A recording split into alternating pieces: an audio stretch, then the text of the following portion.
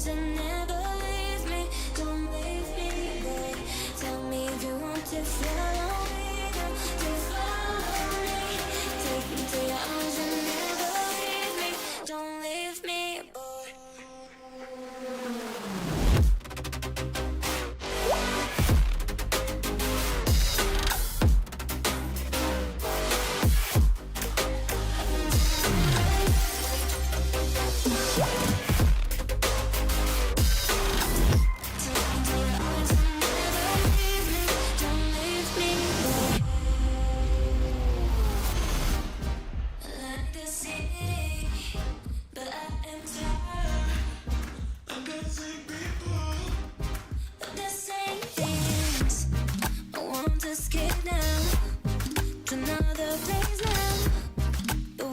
Cause I don't want to be alone.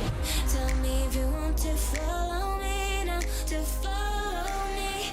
Take me to your arms and never leave me. Don't leave me, boy. Tell me if you want to follow me now, to follow me. Take me to your arms and never leave me. Don't leave me, boy.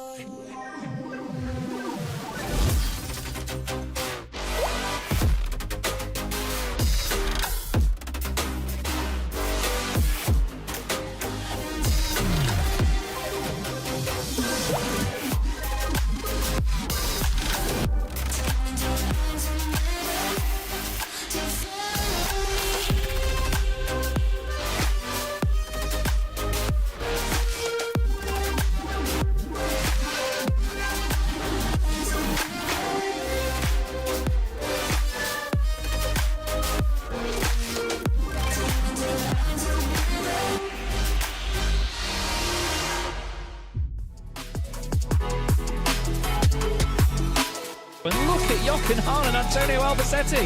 The two of them go flying through the right-hand side, then the left-hand side. Jochen Hahn around the outside, and Lucas Hahn, no father and son, come together on the exit of turn one. And the best thing about this is the fact that it's still a 15-minute sprint race. They've not extended the time of the race. It's still just like, it's going to be, what, 7 laps as far as I can know? Yeah. We get to the real nitty-gritty of motorsport.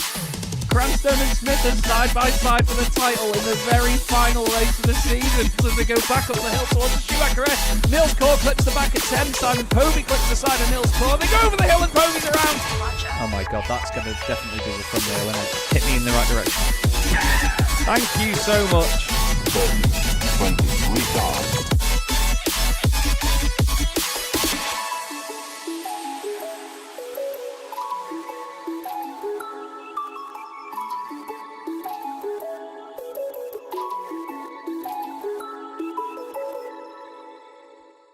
Racing isn't easy, but experiencing it is. iRacing puts you in the driver's seat with the industry's leading sim racing game. Drive on laser scan replicas of the greatest racing circuits from around the world. Go head-to-head against other drivers chosen by skill-based matchmaking to ensure competitive racing at every level. Compete across all your favorite series.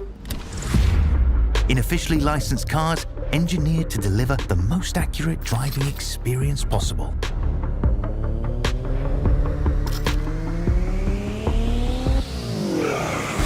Join a race or host your own with players from across the globe. Race against the computer or in a league with friends. Feel the thrill behind the wheel. Visit iRacing.com.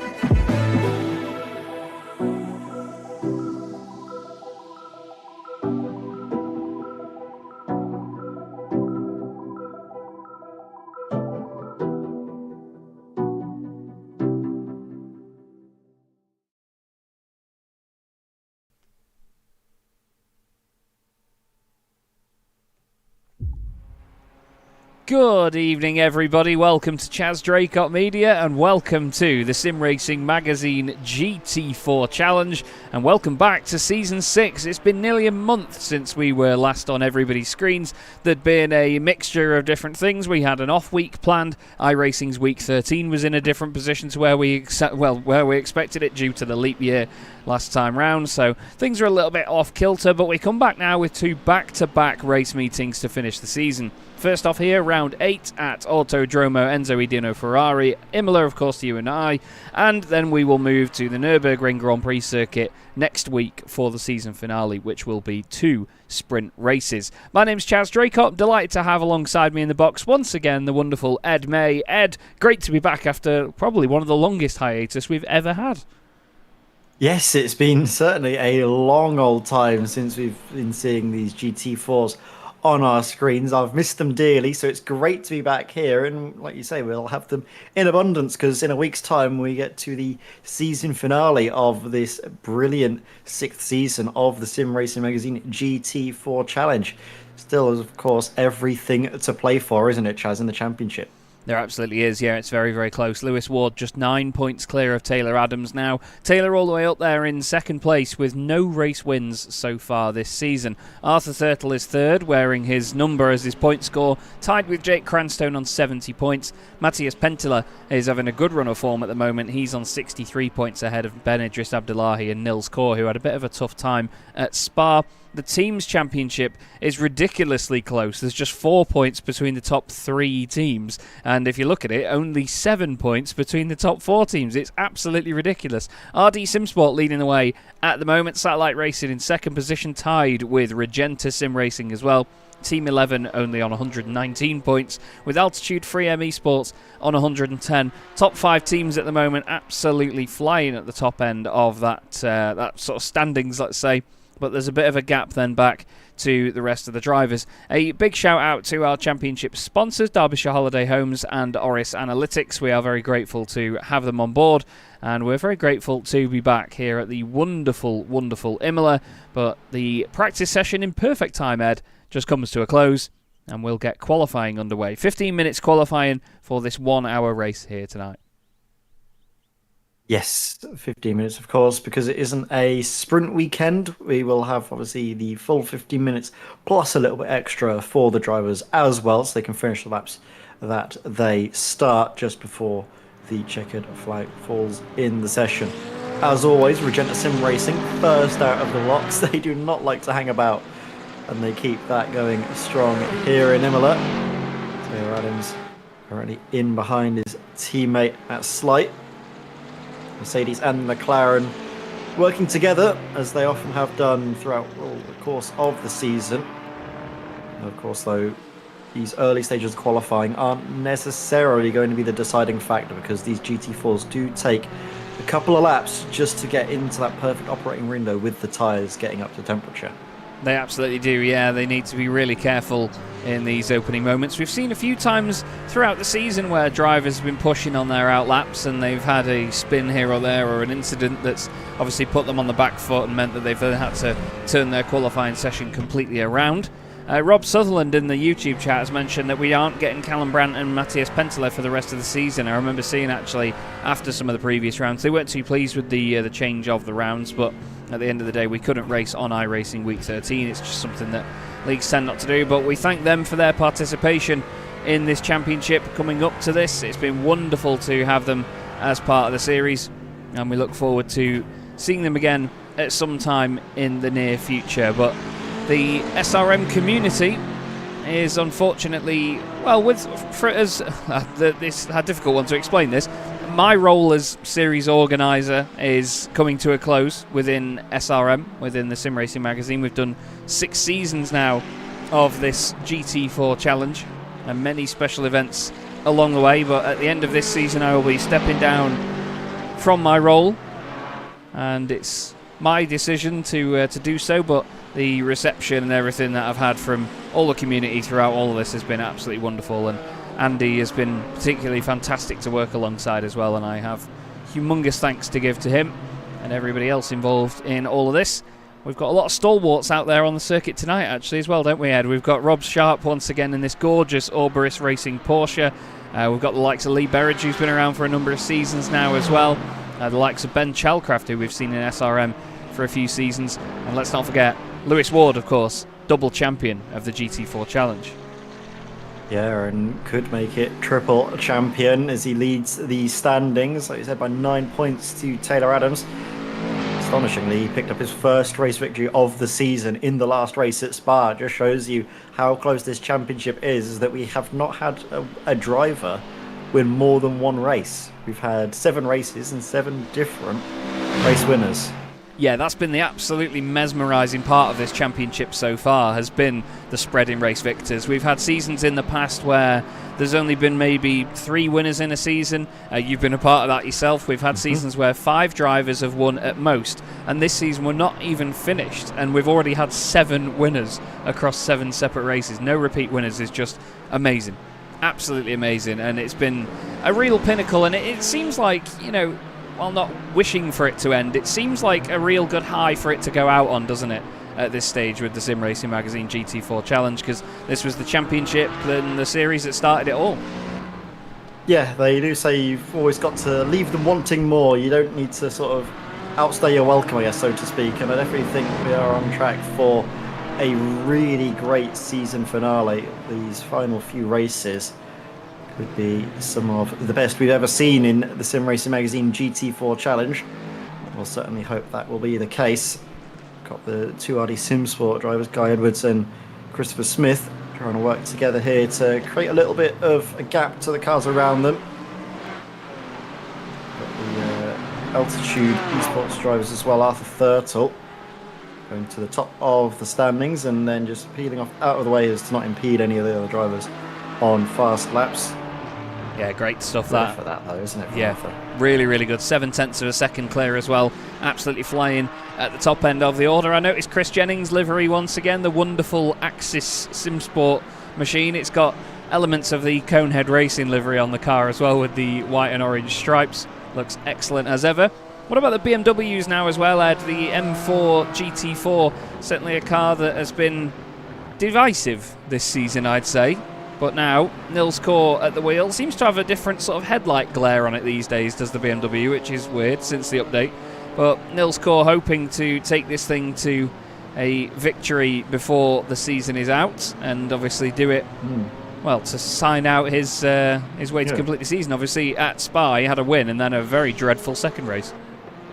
Yes, so he's managed to get the BMW 1 victory, but he'll hope to at least get another added to that tally in the coming 3 races of the season.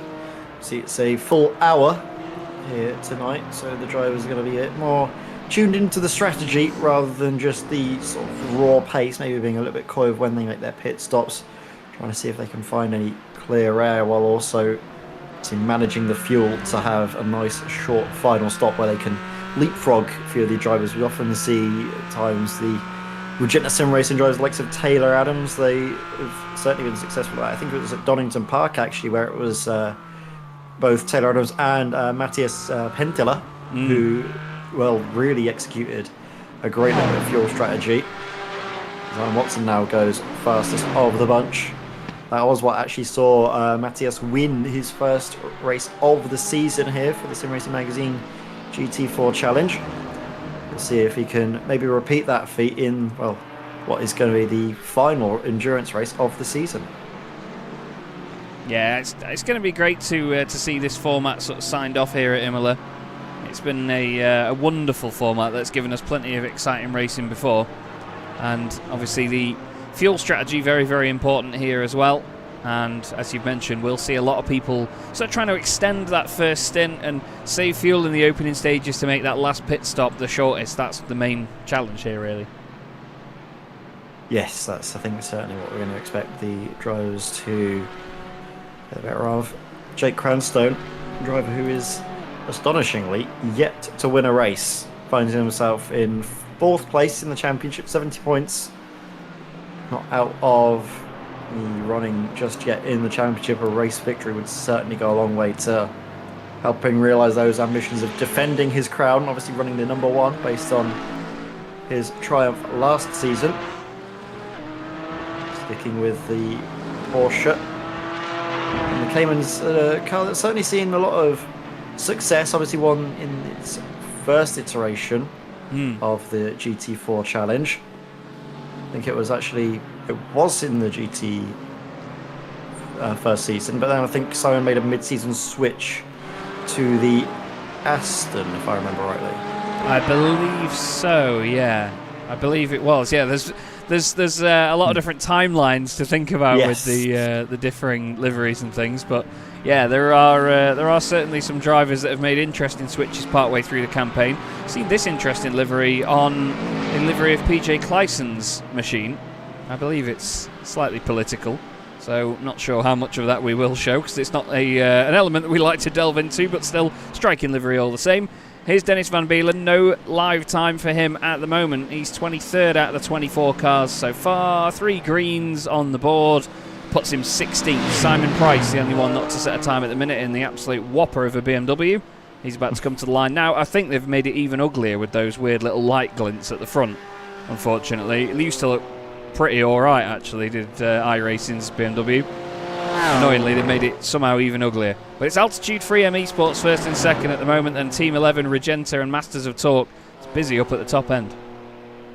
Yes, it's an Aston Martin, an Altitude 1-2. Adam and Arthur leading the way ahead of Lewis Ward.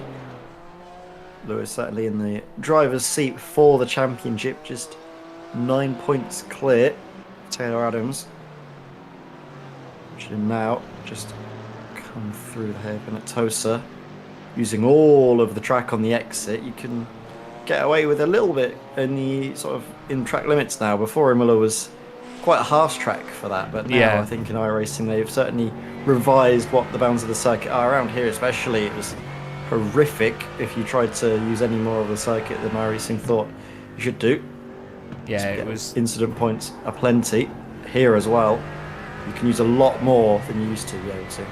Yeah, you so much as flick a marble from the tyre onto the curb here at Imola and you get a track limits warning for it. It is nightmarish. Even this chicane as well, though, Aqua Minerale, sorry, that's not Aqua Minerale, sorry, it's the what used to be the Variante Alta chicane. Now it's the Grassini chicane, I believe it's known as.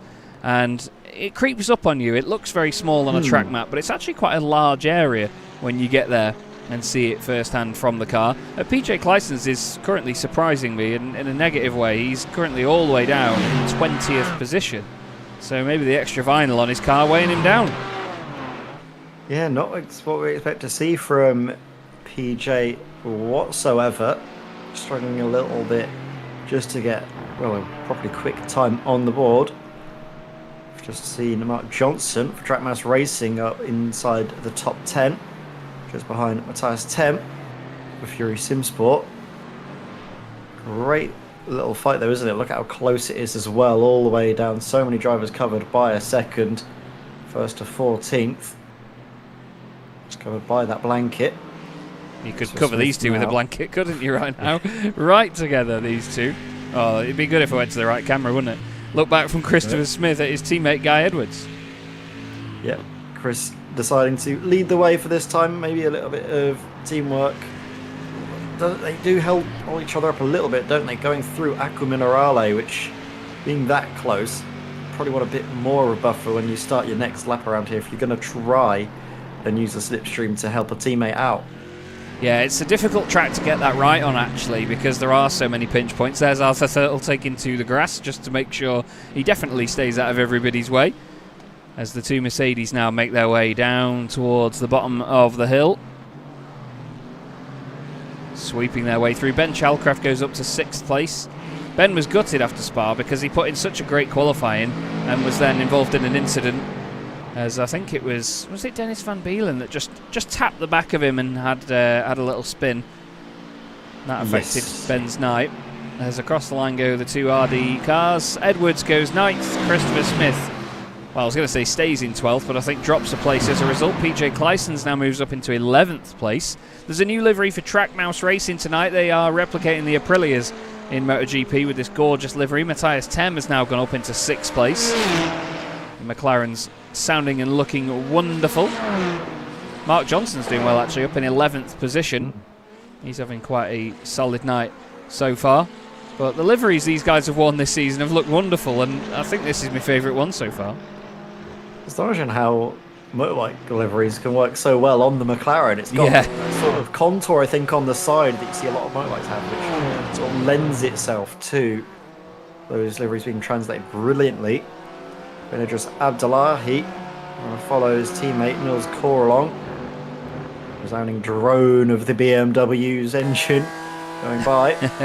They've both just improved their times as well, actually. They both just hopped up the order and filled out the third row of the grid temporarily. There's only mere thousandths of a second between a lot of these guys, but it's looking good for Altitude 3M Esports at the moment, first and second. And would you look at the lovely pairings, actually, Matthias Tem sort of ruined the symmetry a little bit with his Mercedes in 7th. Otherwise it would have been 2 Astons, 2 Mercedes, 2 Beamers and 2 Porsches in the order. Different teams as well. Lewis Ward, obviously, with Taylor Adams, both in the Mercedes, but not in the same team. The 2 Satellite Racing BMWs are together. Jake Cranstone now finds himself in 9th. Matt Slight finds himself in 10th.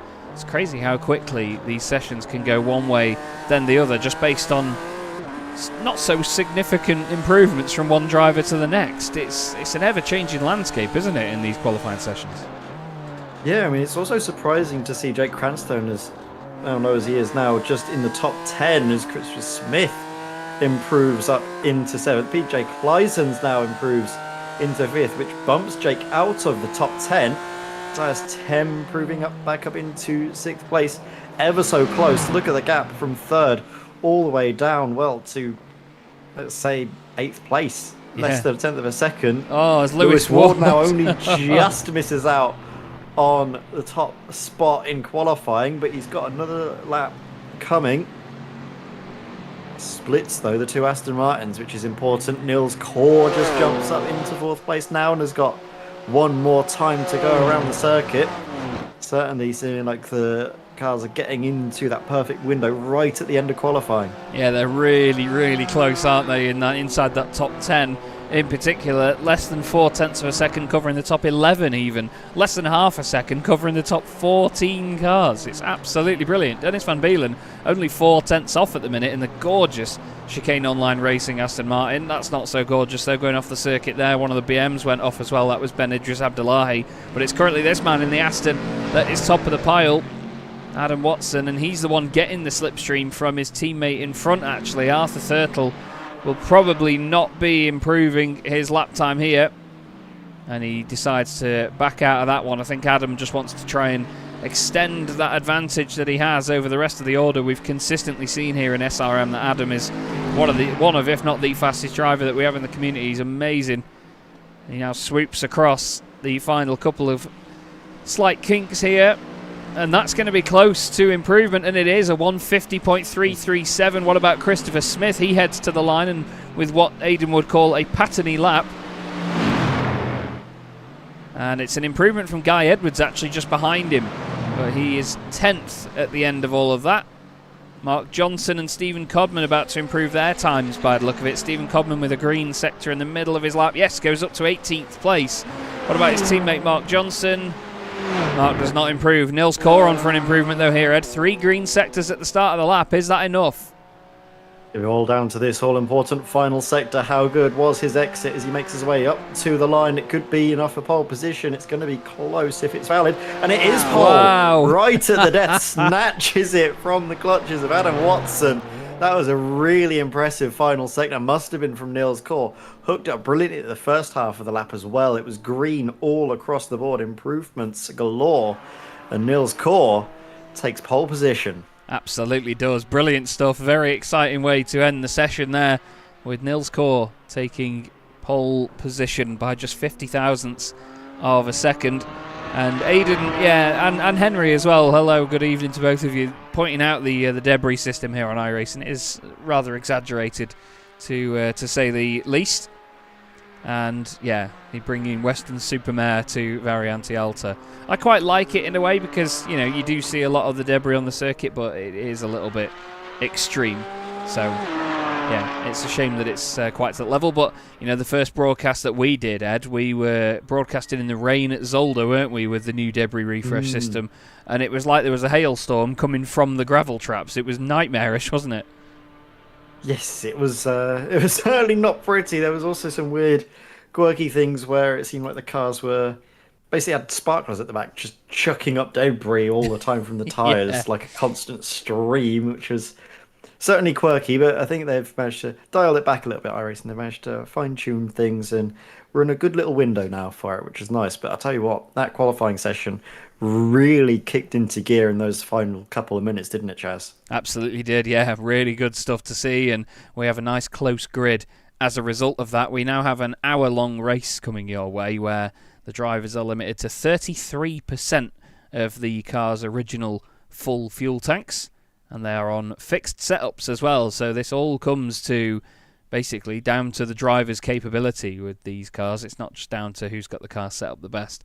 Nils Core takes pole position with Adam Watson alongside him, and Lewis Ward and Arthur Thurtle make up row 2. Taylor Adams and PJ Clysons make up row 3. Great improvement by PJ in the end of the session. Matthias Tem will start from 7th with Christopher Smith alongside him. The two of them in the Mercedes, actually 4 Mercedes in a row there. Ben Idris Abdullahi is next up in 9th, with Guy Edwards completing the top 10.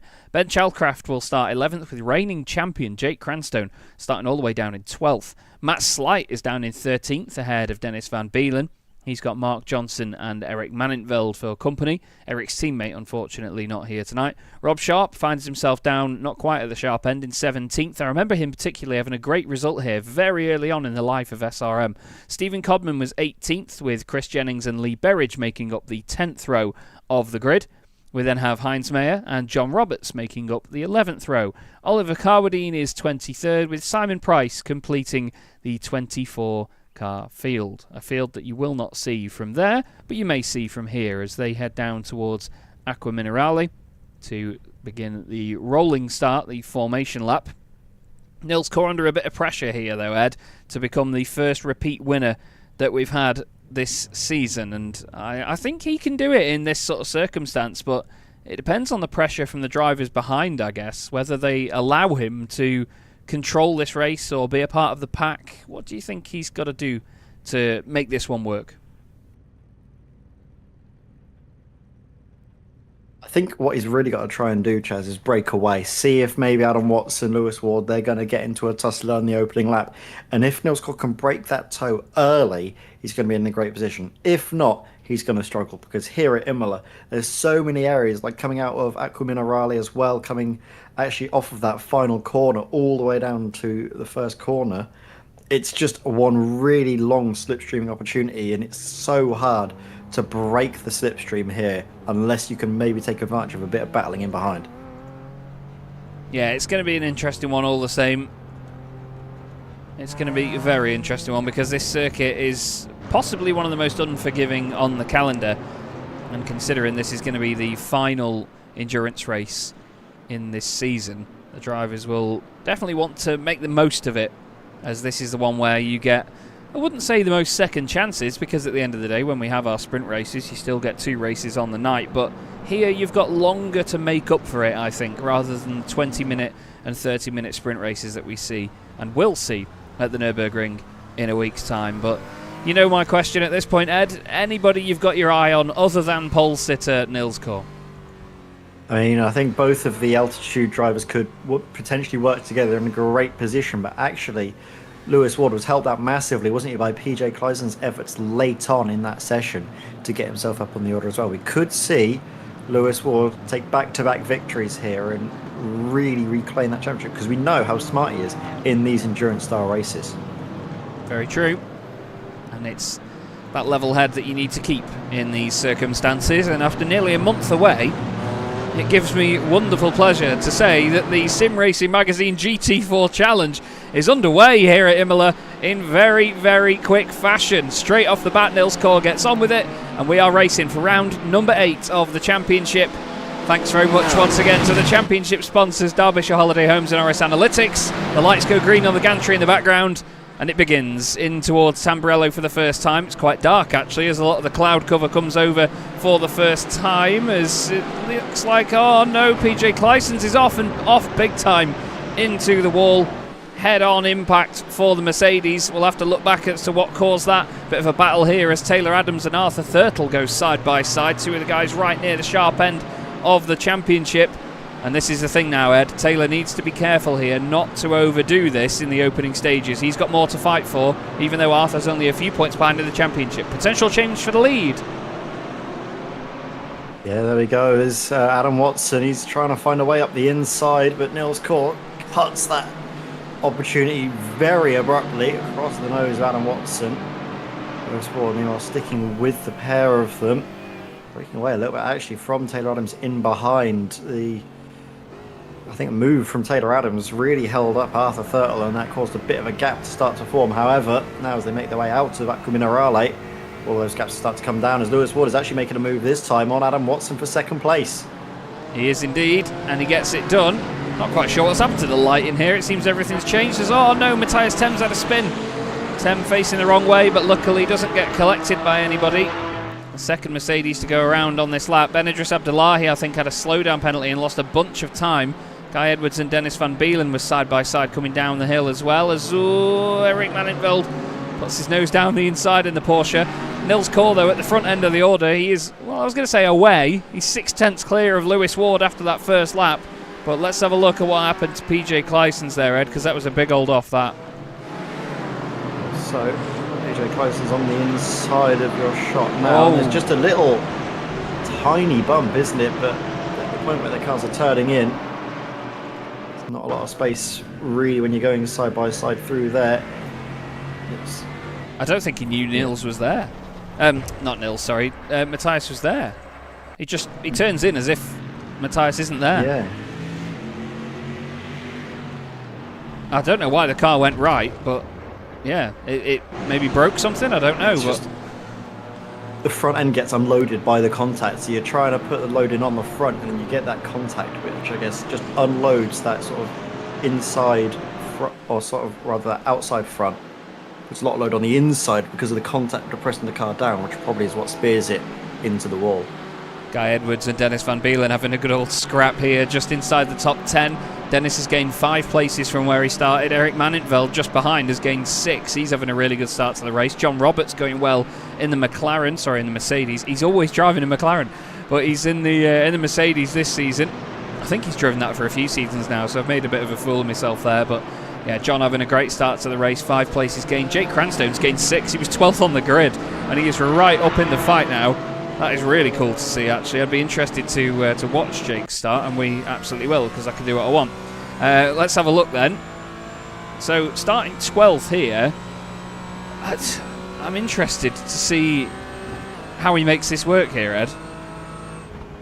There's a big gap just forming on the outside. It takes about just one, then a second position, then obviously here's the contact, which we'll see him gain yet one more position. Still actually going side by side with Guy Edwards. Just make their way in towards the Villeneuve chicane. Covers it off. Villeneuve alongside covers off the gap. And Tosa, have a look. There's a slow car on the left-hand side here. It finds himself actually getting that gap, the inside of Matthias Tem.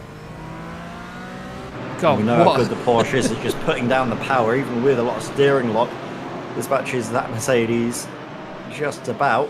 And is he going to then go for another move up the inside of the altitude car up ahead of Arthur Thurtle? No, slots in behind Arthur, and that's, I think, where we see him now. Great first lap that by Jake Cranstone. That is championship winning stuff, and that is why he is the reigning champion at the moment. The top 6 all very close together. Nils Cour leading, Lewis Ward, Adam Watson, Taylor Adams, Arthur Thurtle, and then the aforementioned Jake Cranstone. Luckily, the sun has come back out again. There was a very strange set of lighting conditions a moment ago where it was very cloudy, but the sun was still in the air. And now we get to see the wonderful reflections and things from these gorgeous looking cars here on iRacing. 3 different cars in the top 3 positions: BMW, Mercedes and Aston Martin. First Porsche in the field, currently running in 6th place in the form of Jake, and then McLaren's not so potent at the moment. Matt Slight running in 12th place, the highest placed of those, ahead of Mark Johnson. He's got Ben Chalcraft just in front. Ben, one of only 3 cars in the field so far that hasn't changed position from where they started. The other is Chris Jennings, a little bit further back, also in a Porsche. But Good stuff at the front end of the field, though, so far, Ed. Nice and tidy. Chris Jennings has got a little bit of damage on the front of that car, to say the least. Not sure where he picked that up from. Still, Nils Kor under pressure now. Do you think the guys will sit behind and try and save fuel? I imagine that's probably the plan. We saw a lot of fuel saving going on at Donington Park, and this is a circuit where, obviously, with the straights being a little bit longer, you could probably fuel save a bit more around here, actually. A little bit of a bump, actually, from Lewis Ward, wasn't it, as they came out of Morello. It's a huge lift from Nils, which explains why... I mean, listen. It explains why he's not breaking away at the front, really, or taking advantage of any drop in pace. I think Lewis is going to go for this sooner rather than later. We've seen on a few occasions here that Lewis doesn't like to sort of linger and sit behind some of these guys. He will if he's, you know, if he was in 6th place where Jake Cranstone is right now, he would probably sit there. But considering he's got the chance to lead this and push to the front, I think we'll see a move from Lewis sooner rather than later. And if not, Adam Watson will want to make his way through as well. Adam, very, very fast indeed, as we know. And he won't want to sit behind these guys and play the long game here. He'll want to push through and get that race lead and see what he can do with his incredible pace. I think the important sort of barometer or benchmark, you should say as well, is what is Taylor Adams doing? That is something I think a lot of these drivers in this little pack are probably very aware of, because Taylor's right up there in that fight and probably saving a bit of fuel. Who's that in the background going for a move? Of course, Jake Cranstone once more up the inside, this time of Arthur Thurtle. It was on the exit of the Grassini chicane. It was actually opportunistic, wasn't it? A little that move on the exit, side by side between Taylor Adams and Arthur Thurtle. Arthur losing out. Position to Jake. Yeah, Arthur just wanting to try and maybe put that bit of pressure on, get up there and catch his teammate, and well, as a result now he's lost an additional position and unfortunately found himself in the clutches of Jake Cranstone, who does not let anything slip on by. We have currently Ben Idris Abdullahi behind this queue as well in the somehow now uglier BMW, waiting to pounce. 15 places score points in the hour-long races of the Sim Racing Magazine GT4 Challenge, and Stephen Codman at the moment is in 15th place, hoping to score points. He's got Rob Sharp just behind him, Matthias Tem recovering in the background. Dennis Van Beelen has seemingly disconnected here, Ed. He's dropping down like a stone, and it says he's out already.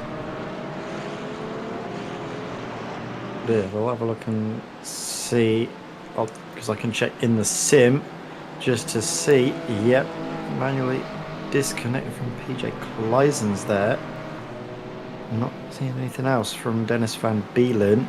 Hopefully it comes back then in that case. They do have a certain window where if the connection doesn't get better, they are kicked from the sim, but if there is, you know, any sort of stable connection re-established in a certain time, he will, as long as he's carried on driving, he'll just be where he was, basically. See whether that comes to fruition. Ben Idris Abdullahi now right up behind Arthur Thurtle and Jake Cranstone's little fight. Ben took his first ever win in the Sim Racing Magazine GT4 Challenge just earlier this season, and it was one of the most well-received victories that we'd seen in a while, to be fair. Ben has been pushing at this for a long time. He said he didn't expect the race win, but he knew that he'd be good around the circuit that he was winning at. And since then... You can just see now Dennis Van Beelen has disconnected. Sorry, Chaz. Oh, no. To jump in. We've got confirmation through the sim.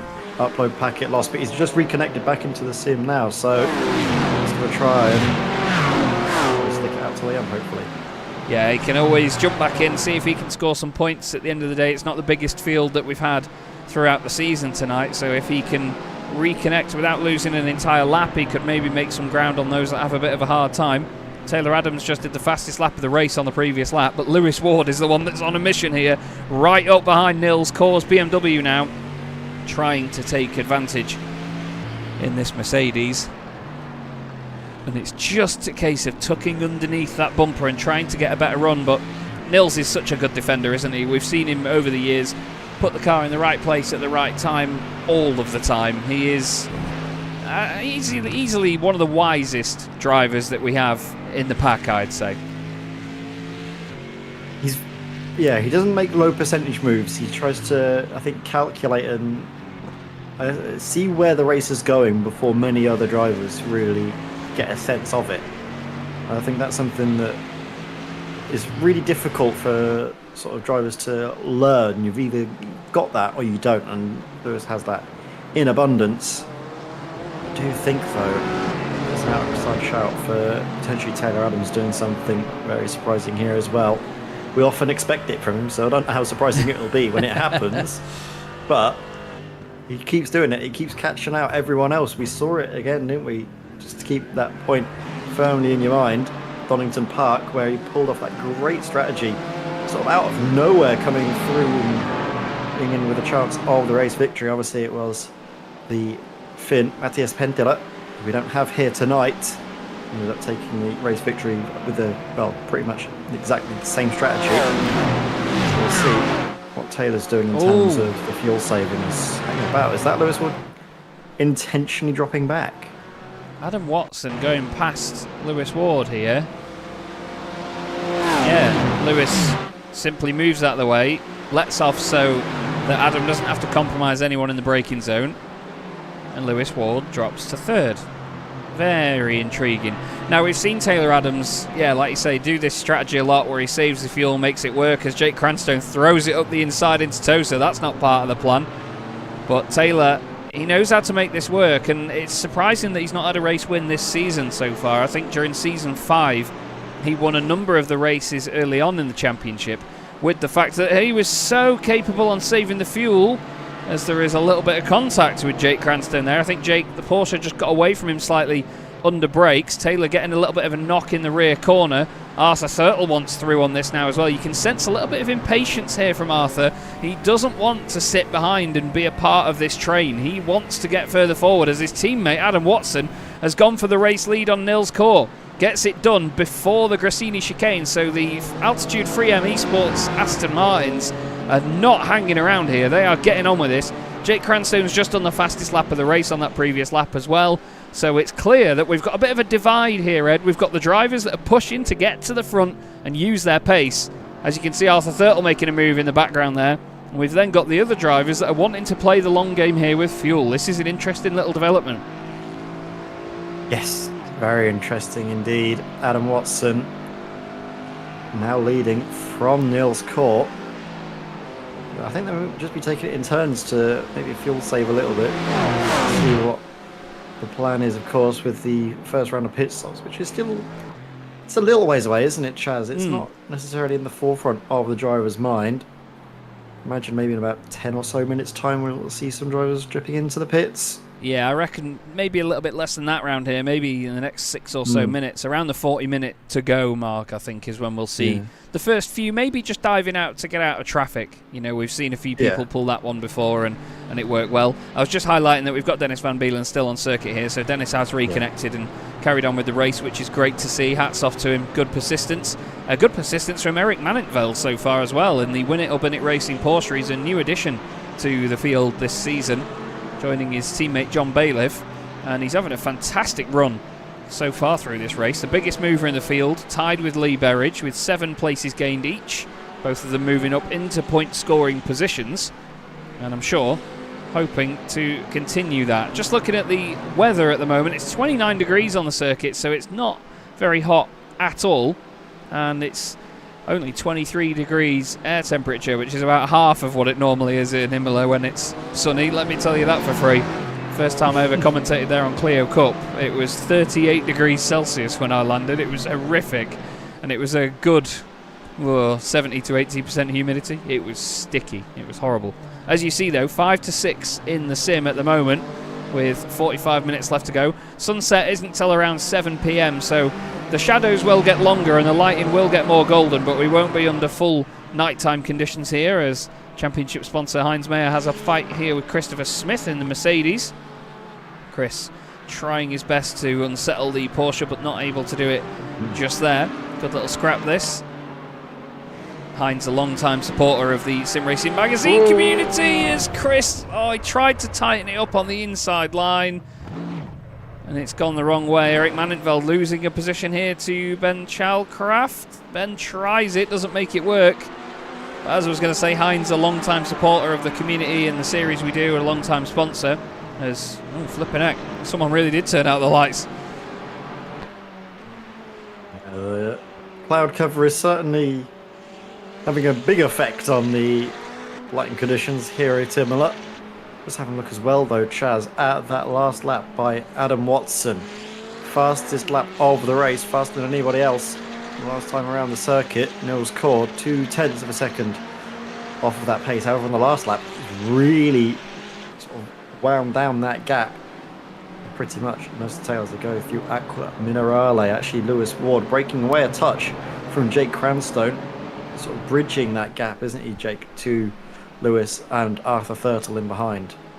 Yeah, it's strange to see how the gaps are fluctuating here. It's like there's bungee cords on some of these cars, and they're going one way then the other in these fights very quickly as Eric Mannenveld and Ben Chalcraft continue on their little squabble here as they head up to the chicane. Ben had to get out of that one and make sure that he doesn't overdo it and cost himself time, because the thing is, when you're going to try and move up there, it's so easy to cost yourself a lot. As Matthias Tem for the second time this race facing the wrong way and using that escape road up at the chicane.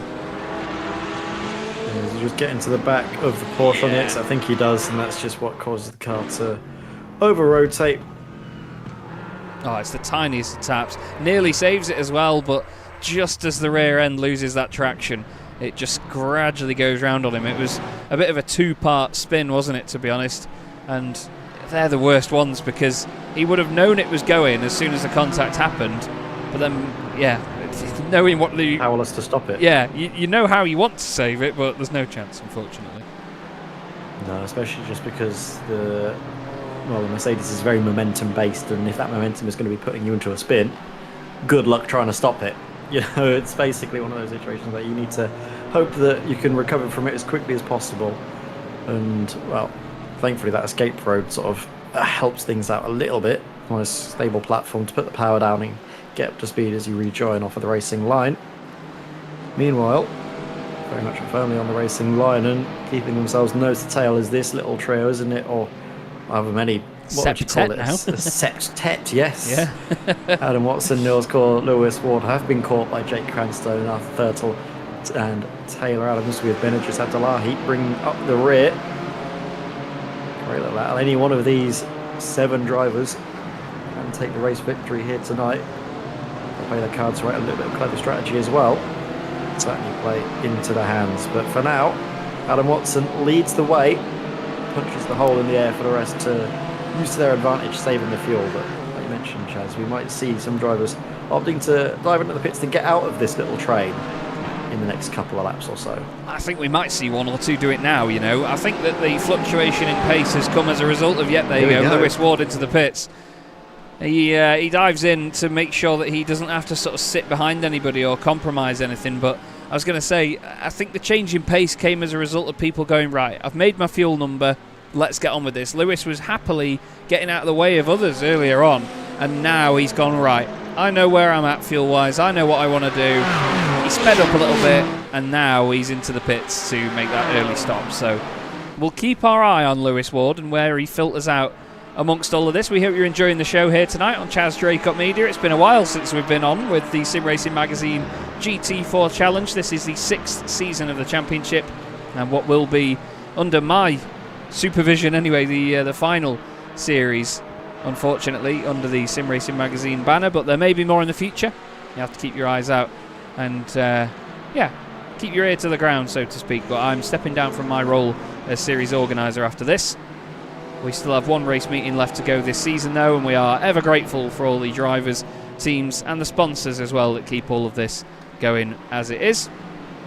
But still, plenty of action left to go here, Ed. Still 40 minutes left of this race, and it's becoming a typically SRM GT4 challenge race at the moment, where we've had that initial fuel saving, a case of people just showing the corner of their cards just to say, look, this is what I've got, what have you got? And then other drivers saying, not showing you.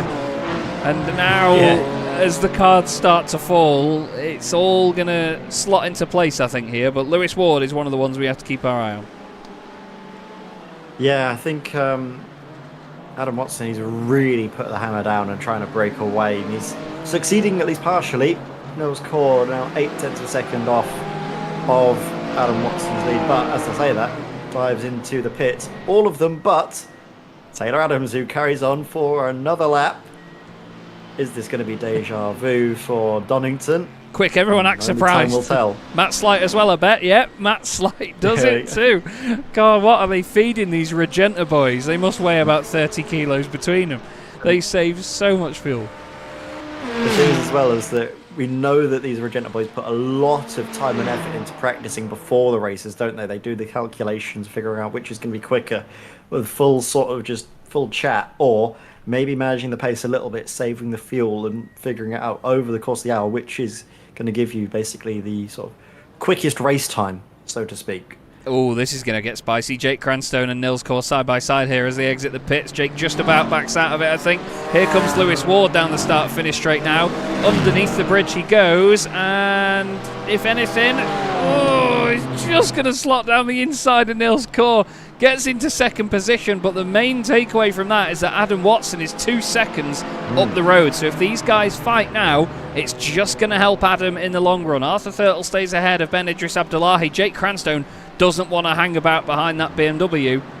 Wow, tough stuff there, but great stuff by Adam Watson. Now our gaze will shift to Taylor Adams and his teammate Matt Slight as they make their way around what has to be their final lap of this stint. You'd imagine so. I think for this, though, it's going to be a case of now do they decide to manage the race, or do they just go all out to try and catch up to Adam Watson, who had a very quick stop.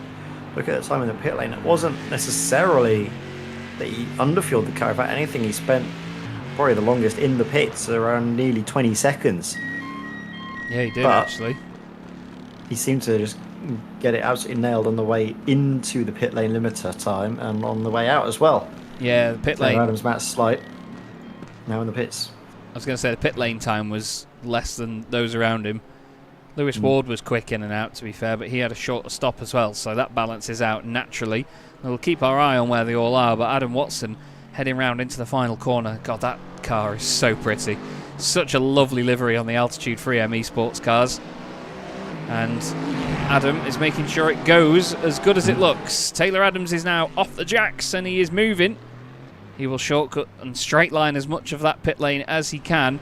But Adam Watson is already flying on by. Wow. Through he goes, and look at this as well. Taylor Adams is going to lose a lot of ground to all these guys who go streaming on through. It hasn't worked in this part, but what about that final stop later? He's in a good position to save even more fuel now. It's that final stop that's going to be oh so more important, isn't it? Question is, will Lewis Ward either save and manage the fuel, or is he going to try and push to catch up to Adam Watson? Adam, he can't really afford to manage and slow down lest the cars in behind will catch up. So it becomes a second sort of strategy game of what do you do in this sort of middle stint of the race, because this could be race defining if you either win or if you just miss out on a podium. Yeah, it's going to be very close, isn't it, to see who manages to make it work. We talk about literal tenth of a second separating a lot of these races. We have so many of them where it ends up being a pack of them, similar to how we have now. Actually, we end up with groups like this at the end of the race, similar to what we've had in the CDM Formula 1 World Championship for 3 seasons now. You know, it's been just one of those things where the format works time and time again and provides, well, a race that none of us could ever call, to be honest. But what a great return this is for Adam Watson.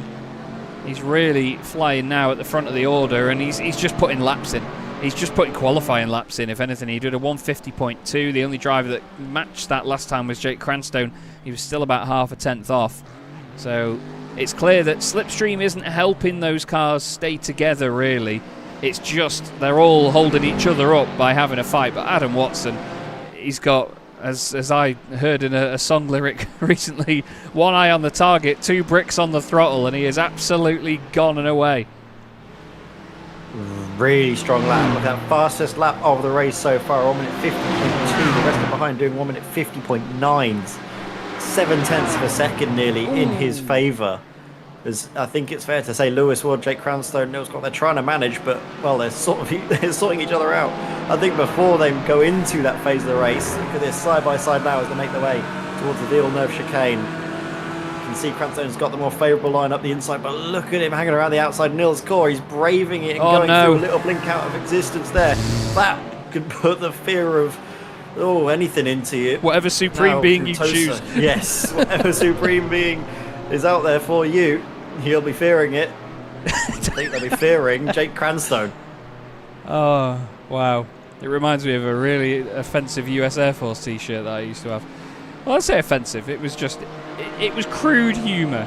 Still going side by side, by the way, Chaz, all the way through now. Oh yeah, look at motor race. This is a bit you don't want to go side by side through, but they're going to try and make it work. Watch Thurtle. Nils Court just about gets the move made and secures Oh no, that no, third but place, he has a wobble on the exit, and now Cranstone's still alongside him. I was going to say watch Thurtle here as there you go. Jake backs out a little bit. Neil says thank you. I'll slot back in there. God, imagine being in the sandwich made of these two giant BMWs. You've got one of them at either end of this bookend in the order. But look at Lewis Ward all of a sudden. 2.6 seconds up the road of this lot now. He's going, cheers, boys. I really appreciate that one. This has helped me out massively. It does mean as well that he can maybe save fuel, lift here and there, and not have to worry about a car behind him rear-ending him or causing any dramas. But he and Adam Watson now are both free to run their race. The thing is, though, they're forced into a strategy call now. They are forced to commit to fast lap times. And wow, Adam, 1:51.5, 1.3 seconds slower on that last lap. Does that indicate a slowdown penalty? Could be, but Lewis Ward, just like me last weekend after my stay at an easy hotel, could not check out quick enough, could he? Really made that getaway into that comfortable gap in second and now chasing down Adam Watson. He's a man on a mission. I like that, Ed. That was really good. That was great. I love an analogy in commentary. That's well good. But yeah, you're absolutely right though. He's seen his opportunity and he's bolted. He's absolutely gone for it, and you can't blame him. I'm interested in what Guy Edwards can do here, because he's just off the back of this group. He's 2 seconds away from Ben Idris Abdullahi, but he's been at this sort of just beyond arm's reach for the whole race so far. He's not quite been in this fight, but he's still a threat in case any of them get it wrong, or if he just makes a really good strategy call. I think for his own sake here, it's the simplest thing is to just copy and do what the cars do in front in terms of when they pit, and just run the thing to fumes, because there's no point saving fuel when you're off the back of a group like this with no slipstream to help you. I think he just pushes and pushes and pushes and sees what comes his way here, but he's in a good position, I think, to maybe upset some of those drivers in front. Yeah, I think you've pretty much nailed it, to be honest. I'm just now wondering what that gap in behind Lewis Ward is going to do. Nils Court, Jake Cranstone, Arthur Thurtle, Ted Adams. I think the only thing they can hope to do is work together in terms of the fuel saving, because Lewis Ward, Aaron Watson, they're almost suffering from their own success. They've not got anyone to slipstream off of. They've not got anyone to help them save the fuel. So in that regard, they just kind of really struggle on this current stint to make the fuel work, and they're basically just going to rely on pure pace to see if that'll set them right come the end. Oftentimes we do see the different strategies all coalesce and come together right at the end. So maybe in the next 15 minutes or so, after that next round of pit stops, we'll get a bigger idea of what the final pitch is going to be like. But right now, Ben Childcraft, Matt Slight, squabbling door to door. The Regenta Sim Racing drive we know is going to be managing the race. Took an extra lap, just like his teammate Taylor Adams further up the road. To get a podium. Yeah, if that's the proper strategy, if that's the way to go about this race, could still see Matt Slight on the podium. Yeah, I don't think Matt Slight wanted any part of that there with Ben. He didn't want to compromise anything and lose time. Didn't defend that one too hard, and Ben moves up into 10th position. Lee Berridge is still having a good race. He and Jake Cranstone share the common fact that they've moved up 8 positions so far during this race. Lee having a real blinder up into the points from 20th on the grid. Jake Cranstone started 12th outside of the top 10 and is eyeing up a potential podium here, and a great run this by Jake. But Nils' connection, it's been poor in the past. I think he shared a screenshot ages ago that he gets like 1 megabyte down and half a meg up or something, or 1 down 1 up. But yeah, it's coming into question a little bit here at the halfway point, literally at the halfway point now, as we have less than half an hour to go. You're all watching the Sim Racing Magazine GT4 Challenge here from Imola, round 8 of the 6th season of this championship, the 6th and final season with yours truly as organiser anyway. You're listening to Chaz Draycott and Ed May. with the championship sponsored by Derbyshire Holiday Homes and Orris Analytics. And we look at Adam Watson, hoping to become, and this is a hell of a fact, the first repeat winner so far this season. And again, Ed, it's something that we're banging the drum on quite a lot, but what a season we've had to have 7 different winners, considering that never before in the championship's history have we had more than 5. Yes, this is astonishing as well, actually, the fact that Adam Watson, after all of his trials and tribulations at the midpoint of the season, only sees himself at this moment in time 12th in the championship. So, Lewis Ward, he can afford to lose out these points to a driver that's not really going to be, I think, it's pretty much mathematically out of championship contention. So Lewis can, I think, be very happy with where he sees himself right now. He can afford to almost give up the race victory and maybe actually start to focus more on the racing behind. Obviously, Taylor Adams, Arthur Thurtle are probably his biggest contenders for the title, along with Jake Cranstone, who, again, has had a great race, hasn't he, Jake? Actually, up 8 positions from where he started. Yeah. That was a really big effort as well, actually. We saw on board, didn't we, on that opening couple of laps to put himself in the position to be in this lead pack. And from there, it's just about managing the race now and trying to, I guess, take advantage of all of the hard work that was put in at the start to figure out where that will put him at the end. But right now, podium definitely on the cards. See obviously how the strategy works, how much he's able to save on this stint. Yeah, it's just make sure that first lap and that great bit of controlled driving is not to no avail, just to ensure that it provides him a result. But you're absolutely right, though. Adam Watson, 12th in the championship. He had missed the first round of the season, but there are drop scores as a result. But obviously, with him having 3 non-scores, he basically drops one of those because you only drop rounds that you compete in. So he didn't drop that first one, so that was definitely off his score. He's had a first place, a second place, but then a 10th, a 21st, 22nd and a 23rd. 3 non-finishes effectively for Adam Watson in the middle of the season. And I remember Donington Park not going well for him. And the second race at Interlagos, I believe it was, he was... actually, no, it was the first race at Interlagos that he won and then finished second in the second one. Or was it? I can't remember. It all goes funny where we've had the sprints. Yeah, Interlagos race 2 was the one where he DNF'd, but he finished second in the first of those races. Big shout out to Ben Chalcraft, who we were looking at just a moment ago, who sorted the point spreadsheets for me for this championship and many others. Ben taught me his ways, and we had what was originally going to be a half-hour meeting on Discord turned into a 5-hour call on Discord about match and index formulas and how to get it all to work, and he's taught me a lot of wonderful things about that. I used to think that I knew a lot about spreadsheets, but Ben completely flipped that on his head, bless him. But he's a good laugh to have around as well, and a great person to have driving for the team.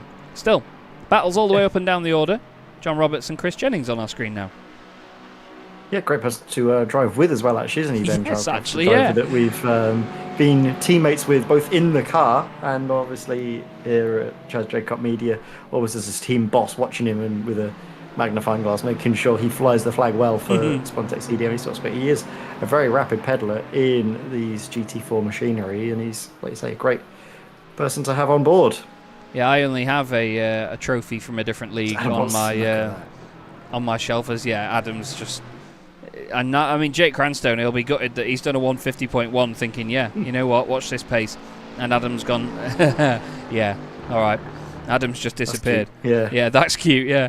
But no, I only have a trophy on my shelf here in my office because of Ben, for any of my driving efforts anyway. Ben carried Ed and I to the team's championship in another GT4 league elsewhere. 5th in the team's championship, I should say, as well. Not even 3rd or 1st. But, it joins my other trophies that I've inherited from drivers that wanted to give them away, effectively, in either truck racing or in Clio's. But, yeah, a trophy with my name on it. Who'd have thought it?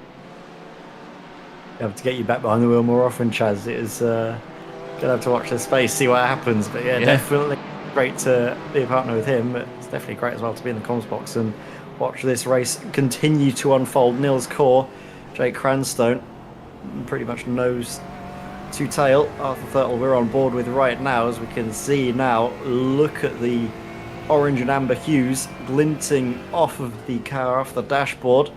make his way through the Grassini chicane. Properly attacking the curves, this Aston Martin. It can ride them quite nicely, whereas the Porsche, maybe not so much, but I think it makes up for it more in that sort of punch out of the corner, doesn't it? The little Porsche as well, slamming onto the brakes.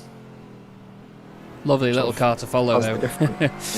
All these cars, lots of different strengths and weaknesses that sort of cancel each other out at this circuit because it's so varied, isn't it, Chaz? Yeah, it's got a bit of everything here at Imola. You've got long start-finish straights like this where you get right up to the top end. You need a car that's quick out of short and squirty corners, you know, here and there, quick-fire corners. But you've also got long, smooth, speedy corners as well, and you have to be a car that's well balanced around a place like this, and it's hard to get a setup right for us. Adam Watson causes another intake of breath with another fastest lap of the race. He has decided that fuel saving is for nerds and he's out of here. See if he'll be able to obviously make it to the 20-minute mark, which is where we'll imagine at that point drivers that have pitted will be able to make it up to the end of the race. Look at all the track he's using on the exit of Tosa. Really confident in the car, in the track limits as well, just knowing where he needs to place it, just operating pretty much on muscle memory now. Yeah, but that's the thing with Adam, though. Adam's at that level, though, where he can operate on muscle memory. He knows this thing inside out. He is, you know, we've butted heads before, Adam and I. We've complained about his driving style and so on, but you can never, no matter what, take away from how rapid this bloke is. You know, he's done so many things to tidy up his act in this league and in other leagues as well. And just look at that, the confidence and the commitment to attack a curb like that at such a pivotal corner is just, it boggles the mind.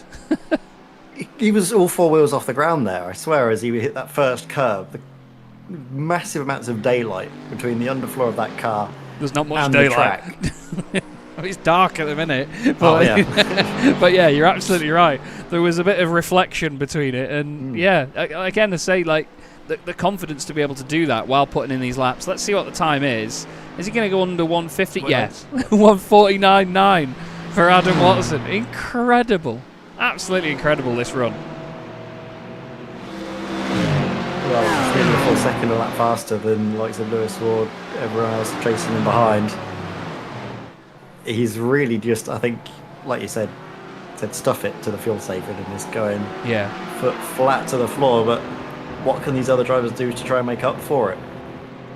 Well, I don't know if they'll be able to save enough fuel to make up for what he's opened up in terms of a gap, because at the end of the day, we've seen drivers here and there save maybe 2-3 seconds with some very heavy fuel saving, but here at the moment I don't think that we're going to see them save nearly 6. I mean, Lewis Ward is next up. Lewis is only 0.8 of a second ahead of these guys now, though, so he's been reeled back in. You can see there, look, he's just ahead of Nils Kor, so he's definitely not out of the woods yet, and it's not an easy second place. He needs it to open his championship lead up ever further going into the final race meeting, and then we could have a triple champion on our hands, which would be unbelievable.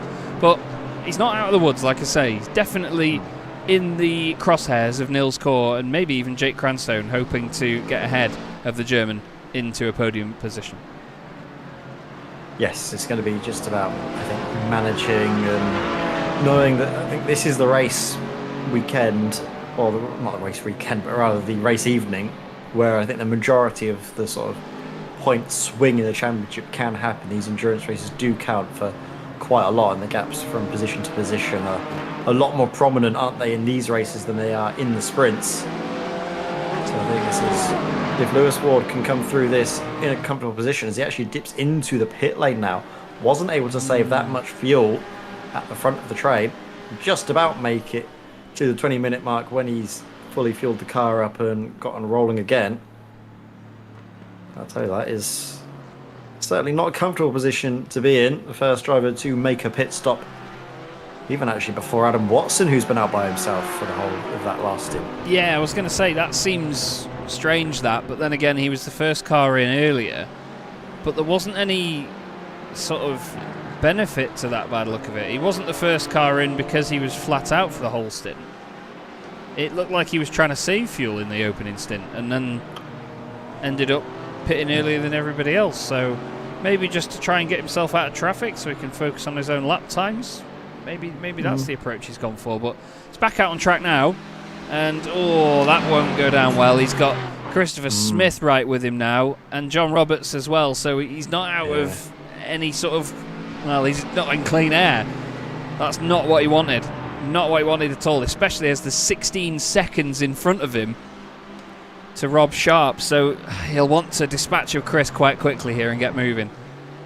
Yeah, traffic is not going to help him out whatsoever, and that could be a real nail in the coffin for his hopes of potentially even a podium position, from being in second place, looking very comfortable. All of a sudden, that one little moment, that little bit of traffic, could be his undoing.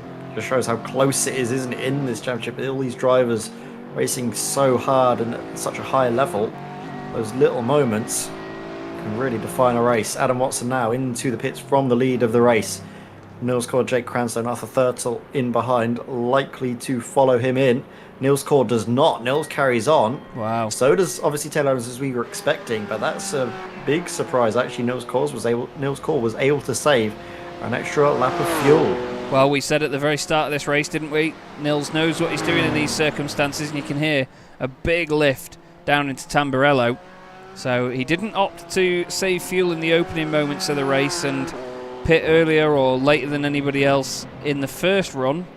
But this time, he's saying, nope, we'll carry on. Matthias Tem also carrying on as well.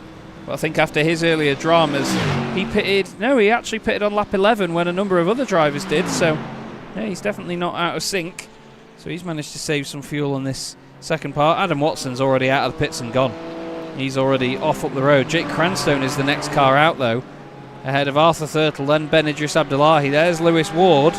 And Lewis, not sure I agree with that by Arthur Thurtle. That was not kosher. Moving over to the left there.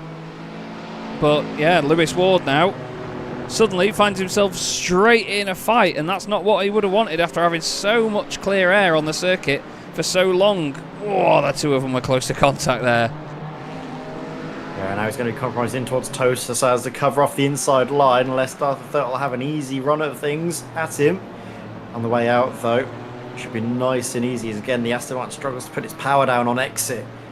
It's sort of a trademark of that car, and again the traction control really hurting it on the exit there. But Lewis Ward, this was it.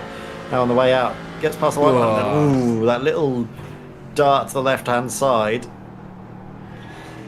I think maybe Arthur thought about covering it off, then realised the closing speed was too much and had second thoughts, quickly backed out of it. So I suppose he had a bit of discretion there. As Nils Core into the pits, Taylor Adams carries on another lap. Wow, I did wonder because it didn't sound like Taylor lifted that much on that previous lap, whereas Nils definitely did. What about Matt Slight? He's the next car down the road to get in. You could hear him give a few stabs of the throttle there, but that's not to say the car's running out of fuel. He carries on for another lap. Matthias Tem comes in. These Regenta Sim Racing boys have got the fuel saving strategy down to a T. And Taylor Adams now has a little bit of traffic to deal with in front of him, which is the Orris Racing red Porsche of Oliver Cowdean. Orris Analytics, one of the sponsors of the championship, alongside Derbyshire Holiday Homes. Big thank you to Heinz Mayer for his continued support of the community and what we do here. Now, let's see where these guys end up here, Ed, because Matthias Tem is further back, but where is Nils Core in all of this? There he is. He's losing out. His teammate is even going to go past him as well. That has not worked for Nils. The pace that he's dropped has backfired massively, and look at that. From pole position, sure, there's a few pit stops still to be done, but he's down in 8th place. He will not be pleased with that. That's really backfired. Not gone at all according to plan. A big decisive moment here for Nils Core. His championship fight as well. It's not working out one little bit. Not sure, was it maybe a slow... Not sure really what slowed him up so much, because it looked like it was a smart strategy, but maybe there was traffic or something that caught him out, as Matthias Tem caught out there. Maybe that was just one of these sausage curves or something that put the car around into spin. Never mind, no. What on earth has gone on there, boys? Eric Mannenveld coming down the start-finish straight. He goes through on Tem. Mark Johnson very late on the brakes. They all try and avoid him. I think Eric ran a little bit wide. Matthias tried to tighten it up on the exit to avoid Mark and then ended up on the sausage curbs, and unfortunately that's bounced him into a spin. A little bit of an innocent party in that one there was Matthias. I think Mark was just a little bit late on his brakes, focusing on what was going on in front of him, and it all went to pot. So here are the two Regenta cars, and here already is Adam Watson round the final corner then. 14.5 minutes left to go. Taylor Adams is moving. I imagine he's going to be ahead of the likes of Jake Cranstone and everybody else here. Let's see. Oh, this is going to be close. Maybe about a second or so ahead as they get into the braking zone. Look at that though, the closing speed. So Taylor Adams from Jake Cranstone. Great management from Jake actually up till this point over the race. Seasons are in contention for a podium finish. Arthur third, so meanwhile, he's got a lot of pace just like his team Adam Watson. He's going to try and use that to catch up to the back of the Porsche GT4 up ahead of him. See if he can make it, well, a long train of cars for those podium spots. But Taylor Adams, great race management from now. Can probably afford just to go flat out from here until the end, but take nothing away from Adam Watson.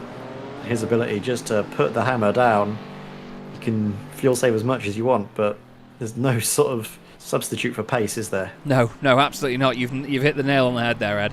You can save as much as you want, but yeah, raw pace has definitely been the clear winner here tonight at Imola.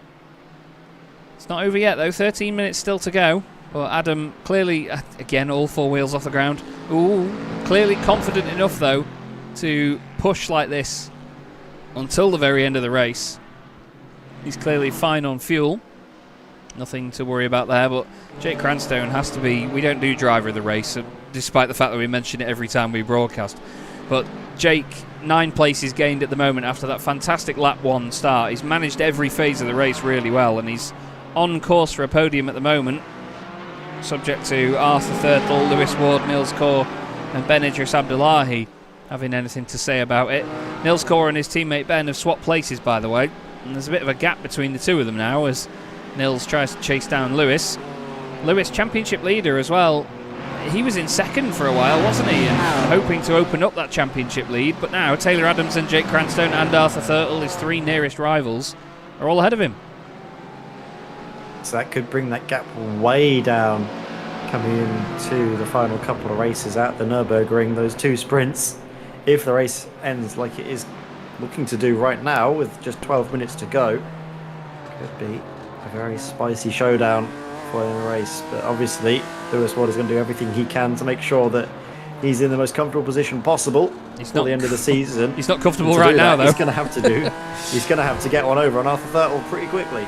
He is right up the backside of that Aston Martin. He's in the boot at the moment. I'm surprised that rear wing of the Aston doesn't count as the front wing of the Mercedes, to be honest. It is really close.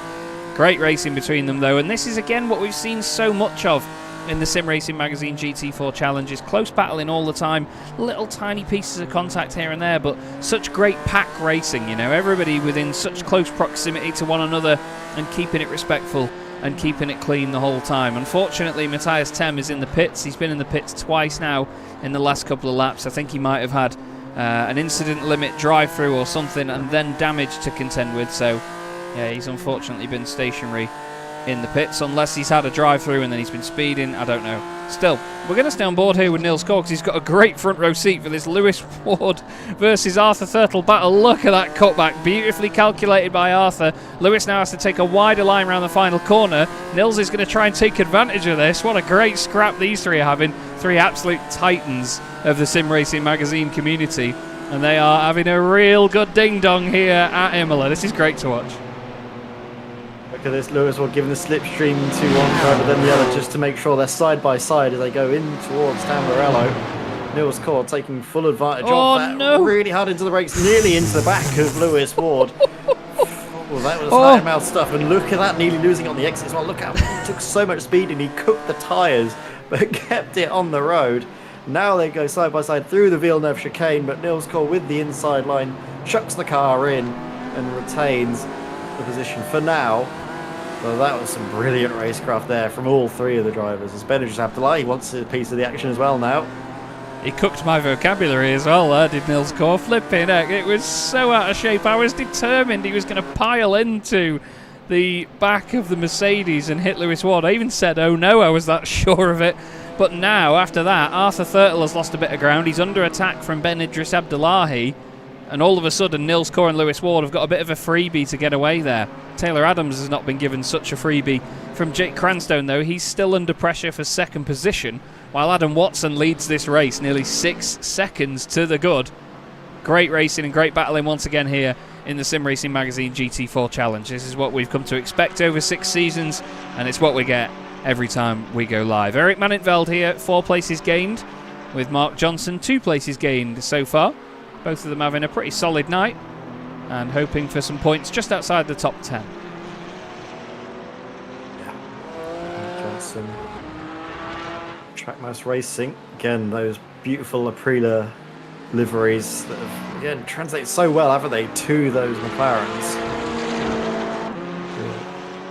Lovely victory. As again, Adam Watson continues to be fastest driver out on circuit. Taylor Adams, he's feeling the pressure from behind, actually, is Jake Cranstone. Well, 0.3 of a second back, but the pair of them got a little bit of daylight in behind, don't they, to Lewis Ward. Yeah, and Lewis has now got Nils Core right up behind him as, unfortunately, the Aprilia livery not so pretty on Stephen Codman's car. There's been a little bit of drama here as he's gone off. I think he's just going to maybe tap the gravel on the inside. Oh, no. Oh. That's a hardware issue if I've ever seen one. Let's have a look at the wheel.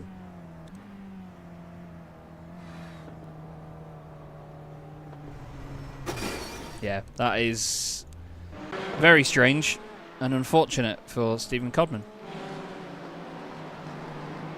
Indeed. Just sometimes the way that the race goes, though, obviously attributed to what would be a mechanical issue in the real world of motorsport. Here it's a hardware issue for something either sim related, either software related, or to do with maybe it's a disconnect or something of a piece of hardware that's just put into his race. I'm so annoyed that they've somehow managed to make the front of the BMW even uglier. If there's one thing I don't like about iRacing's graphics that I always bring up, other than the shadows, is those headlight glints, those sort of predetermined headlight glows that just wouldn't be there, you know. Just let the headlights glow yellow. You don't need those little weird glints. It looks so much better without that. And they've applied them to the BMW. You can see, look at the front of the Mercedes. There's no such glint. It looks great. It looks real. But the BMW's just got this weird glow on it now, and I really don't like it. It's a big shame, to be honest, because it was... no, I'm not going to say it. I'm not going to say it. Hey, I don't like it. But the McLaren has the same look. Sorry.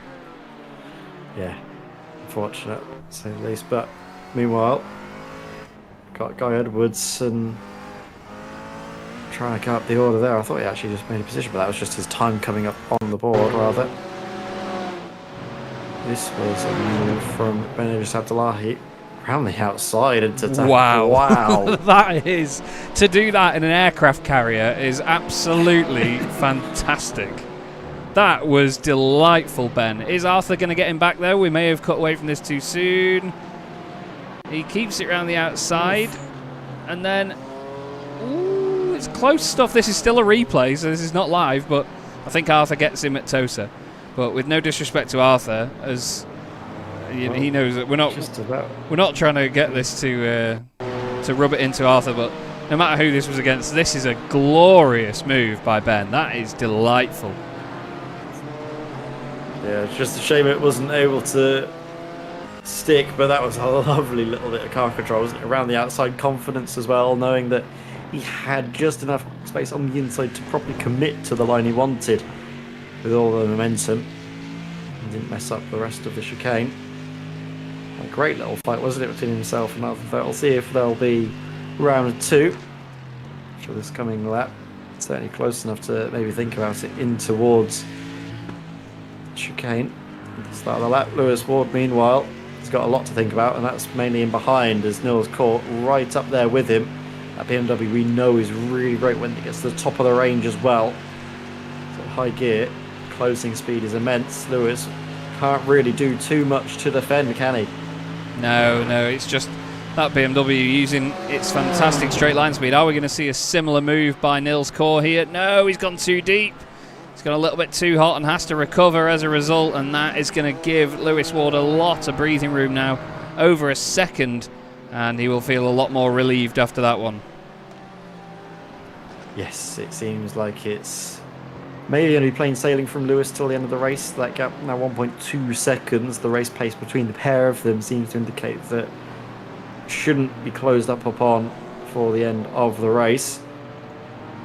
Lewis will instead hope that potentially Taylor Adams and Jake Cranstone will trip over each other before the end of the race. They're certainly close enough to do that. Just 0.4 of a second, the gap between Taylor Adams and Jake Cranstone in second and third. Meanwhile, gap to Adam Watson in the lead of the race is staying at that sort of 6.5 second margin. Altitude from esports driver. It's more chucking it through the chicane. That's literally the word for it. It is amazing. Absolutely amazing. Just the confidence is pretty phenomenal. Stephen Cobman has had another issue here, I'm afraid. He's been in a fight with John Roberts, and I don't know where he thought he was going there, I'm afraid. We've not seen many moves down the inside into that chicane today, and you don't tend to be honest. As look, I told you about this earlier. I'm going to say I told you so. Guy Edwards suddenly in the mix here, hoping to gain a position or two at the end of this race from the likes of Ben Idris Abdullahi and Arthur Thurtle. Guy Edwards is on the scene. Yep, those two obviously holding each other up over that last lap. Certainly played into the hands of Guy Edwards brilliantly. Now he sees himself in with a chance for some championship points coming his way. He actually gained about half a second on Ben Idris Abdullahi over that past lap. I wonder if Ben and Arthur had a bit more of a scrap than we let on. Wonder whether that continued. A bit more of the lap. 2.5 minutes roughly remaining in this race. So we should have this lap and then one more when we get to the line. We shall indeed. There's way over 40 seconds of a lap left to go here, not even halfway around it, with Adam Watson still leading the way. 6.8 seconds now. It's not often that we see a gap that big really in SRM, to be honest with you, but Adam has returned on absolute form here. I say that like he's been away from the championship. It's just that the championship has been away for a while. It seemed like posting a message in Discord sort of made all the dust float up into the air, you know. It went quiet for a bit, but the guys have rallied back in good numbers, and we're ever grateful for that. But Adam has come back into this in fighting form. You know, his last result was a 10th place in the previous round of the championship, and now he's well on course to take a win that really isn't. It's a win that highlights his qualities. It's a win that came his way. You know, it was done on pure pace and just pure capability. There wasn't any fancy strategy call. There wasn't any sort of, you know, it wasn't a case of somebody else falling off to gift him the win. This is Adam doing what Adam does and being rapid. Yeah, and in a race that we thought could have been dominated by a bit of strategy, a bit of fuel saving, a little bit of, I don't know, a bit of sort of unexpected moments. No, it's just Adam Watson, pure pace, lap upon lap. A little bit of management maybe at the start of the race to put himself in the position where he could then push on for the remainder, but it has just been a real clinic in quick driving around here at Imola, and I don't think there's any drivers that can really complain too much about the result, because there isn't much they could have done to stop him. No, definitely not. That's the thing, you know, you've got to weigh it up as what would have stopped them, you know, what could have been done to avoid them getting that win. As, oh no, Eric Mannenveld and Mark Johnson have had a drama. I believe that's Simon Price there on the road around them. Eric Mannenveld and Mark Johnson for the second time tonight. Oh, Eric just not leaving room on the inside there, unfortunately. But it is what it is. Happens down there at Tamburello. Easy to misjudge it. As we've seen, that was, you know, they were involved in the incident earlier on where Matthias Tem was unfortunately spun. But coming into the last corner, Ed, what a drive this has been by Adam. We're running out of superlatives. Yes, it's been a really impressive evening from Adam Watson as well. Nearly got pole position, had it snatched at the end by Nils Kor, but from then on he worked hard. He put the power down to take another victory, the first repeat victor of this season, Chaz. Absolutely is. Adam Watson, who else, takes his second race victory of the season, and it's just going to be Taylor Adams and Jake Cranstone second and third. A great drive that by Jake. Lewis Ward holds on to fourth place ahead of Nils Kor. Arthur Thurtle finishes ahead of Guy Edwards, who beats Ben Idris Abdullahi to the line. Matt Slight has a bit of a quiet race, but still gets a top 10. 4 places gained for him. And Ben Chalcraft is going to have the same in the Porsche for Spontex CDM Esports. A great race for Lee Berridge. 9 positions gained for Lee. Started 20th on the grid and just misses out on a top 10, but what a brilliant drive that is. He'll be over the moon with that after a turbulent season. Rob Sharp as well, 17th on the grid, up into 12th. He flashes the lights as he crosses the line. Johnson will finish 13th ahead of Christopher Smith. Eric Manenveld, unfortunately, has to enter the pits right at the end. And Chris Jennings will be the next one across the line a bit further down. But Adam Watson had completely unstoppable in that one, it seemed. He wasn't winning it from lights to flag, but it was hard to beat that there. That was pretty immense, wasn't it? Yeah, from the moment he had clear air and didn't have any drivers in behind taking advantage of the slipstream, he was gone. That was the race done. I think after that first pit stop, it was pretty much just out of sight for any driver to try and keep up with him. And from there, it was just really well managed. No mistakes whatsoever. It's, like you said, Chaz, Imola is a circuit that is incredibly punishing to those mistakes if you make them. Adam kept his head down, kept his foot down, importantly, and took a very commanding race victory. Absolutely did, and his teammate not having too bad a time either. Arthur Thurtle finishing in 6th position in that race. Jake Cranstone getting a podium though after starting 12th on the grid. I'm sure he will be relieved with that one there because he could have lost big championship points tonight. Imagine that, starting 12th on the grid. Lewis Ward 3rd, and you still come away gaining a few championship points on one of your rivals. Taylor Adams as well with 2nd place. We'll be over the moon with that. But we're going to quickly head back to the wonderful shot of the grandstands as the sun sets here at Imola to inform you that Adam Watson wins round 8 of the championship ahead of Taylor Adams and Jake Cranstone. Lewis Ward finishes in 4th with Nils Kor in the top 5. Arthur Thurtle 6th ahead of Guy Edwards. A good recovery from him at the end after a bit of a lonely race. Ben Idris Abdullahi finishes 8th. Matt Slight 9th and Ben Chalcraft in 10th. Lee Berridge was next up ahead of Rob Sharp and Mark Johnson. Christopher Smith and Chris Jennings complete the top 15. John Roberts ends up 16th ahead of Eric Manentveld, who came through the pits at the end. Oliver Carwadine, Heinz Mayer and Stephen Codman were the last drivers on the lead lap. Simon Price finishes in 21st, with Matthias Tem, Dennis Van Beelen and PJ Kleissens retiring from the race. So Ed, that time of the night, we will go back to the very beginning where it is a little bit, I was going to say brighter, but it was probably still a little bit dark at the beginning of the race, and we will have a look back at some of these wonderful pictures while we see who we can speak to about that night of racing. But a very strong one indeed, I'd have to say, for a number of the top runners in the championship. Yes, definitely. It's difficult to see what this has done for the championship as a whole going forward into the final couple of rounds, or final couple of races rather, but it certainly was a really impressive drive from so many drivers up and down the field. But obviously this man, Adam Watson, he's going to be taking the plaudits, and rightfully so. Adam, welcome to the box, mate. Great to have you back. And, I mean, after a month off, was there any additional pressure to put on a result like that? No, I think it was just I needed to get a good result again because I think it's safe to say the middle part of the season's been horrible and it's just not been great. Yeah, well, that's it. I mean, it's about trying to lift your spirits towards the end, I guess. You know, we discussed the results that you've had over the season, you know, a few DNFs, but combined with a first and a second, it was almost like a win it or bin it sort of results sheet, but doesn't always tell the full story. So what about tonight, though? I mean, it looked like the car was on rails. It looked like you had a lot of confidence. Yeah, the Aston's pretty good around here because you can just take the curbs and all that stuff, and it's one of the cars which a lot of people don't like using for some reason, but me and Arthur seems to like it. But the race in general, the start didn't go as planned. Obviously Nils put on pole.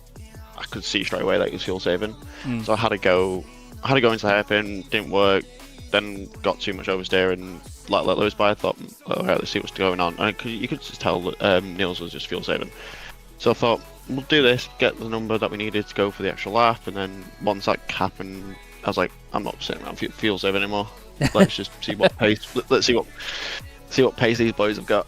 And then got a slowdown, which then brought everyone back to me. So I thought, might as well fuel save a bit. And then for some reason, the pits I gained like 2 seconds. Yeah. Which I'm really confused about because So are we. the times were still a bit the same. But yeah, but once that happened, it was just put the pace down, try and hit a fuel number, which I know gets you the extra lap, but that's fine. Which I didn't need to. It was like a lift down the hill, and then that was it. But then once they got the gap, put the laps in, thought low 50s will do. Then did the 49.9. I was like, okay, might need to just take this a bit easy. And then came out of the pits, and it was just okay. Let's just do low 50s, and then we'll get to the finish. Well, it was certainly a great performance to watch, and we were loving watching the lap times come down and down and down. How are you feeling going towards the final rounds of the season at the Nürburgring in a week's time? Nürburgring's a good track for me. I do enjoy it, and it's the GT chicane, so I do like it. I have a lot of practice around there because I did the Nürburgring 24 like 2 weeks ago.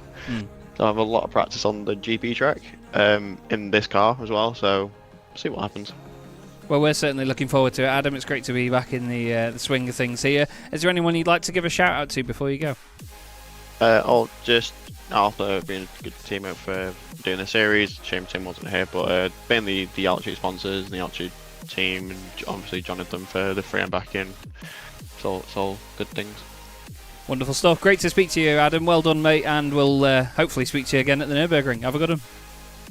Thank you. Well, Adam Watson back with a bang there. I had fantastic performance from him tonight, and well, surely all confidence now, nothing to lose in the championship, and a race win off the back of that. Surely at the Nürburgring he's going to be one to watch again. Yes, definitely. He's going to be a driver to 100% keep an eye upon and see what he can do. I don't think obviously the championship is going to be in his sights, but still that was very impressive, and we'll see what the rest of what the next 2 rounds have in store for him. But yeah, like you say, definitely a driver to keep an eye on. So too is this man, Taylor Adams. Taylor, you must have been a little bit nervous at one point about the championship situation, seeing Lewis in front, but to come away with a second place after that and gain points on him, you must be pretty relieved now. Yeah, I'm pretty happy with that. Sorry if you can hear my fan. Don't worry, mate. It's muggy as hell even in here. Don't worry. It's grim. But when they all started fighting and we started losing the 2 in front, we started losing Adam and Lewis. I was like, what are you doing? Hurry up, guys. And then we started to get back after them again. But yeah, from lap 1 I was just saving fuel and trying to be smart, and it paid off.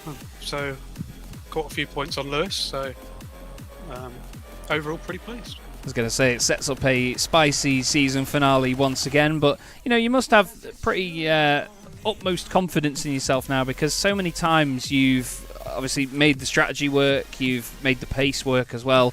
It seems like you've got the all-round package for these endurance races, but what's your thoughts going into a sprint round to finish the season? Can I swear? No. No, I do struggle a bit more in the sprints. I don't think I have that final 10th, like, pure pace that the fast guys have, but yeah, so I have to make it up in the endurances, but I'll do my best in the sprints. And from last season, I remember being quite good around the Nürburgring, so hopefully I can carry that through. Well, fingers crossed. I remember you taking a victory there last time out, but again, that was an endurance race, so we'll see how it works. Is there anyone you'd like to give a shout out to before you go, Taylor? Well, first off, thanks to you guys for putting this on, and Andy, of course. It's greatly appreciated, and it's a brilliant series to be a part of.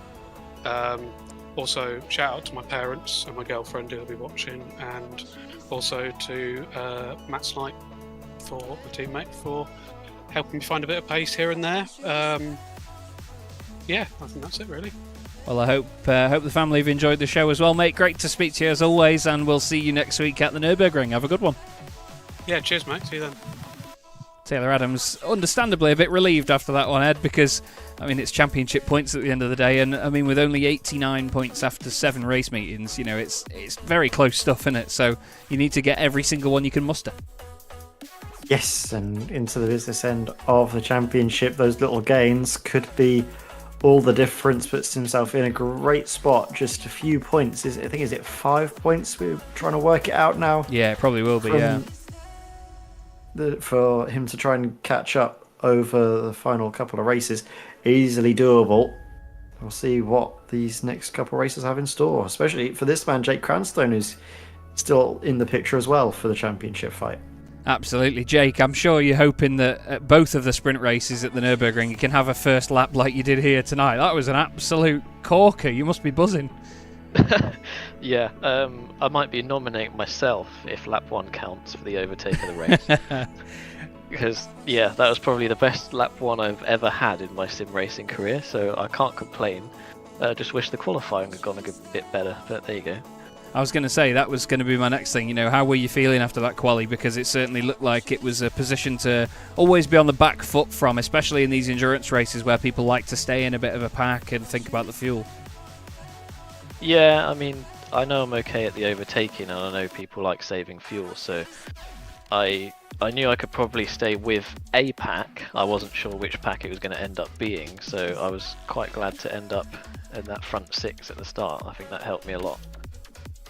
I was going to say, it's such a long management in these races, but obviously with it being sprints at the end of the season, very different kettle of fish. What's your mindset going to be like going into those?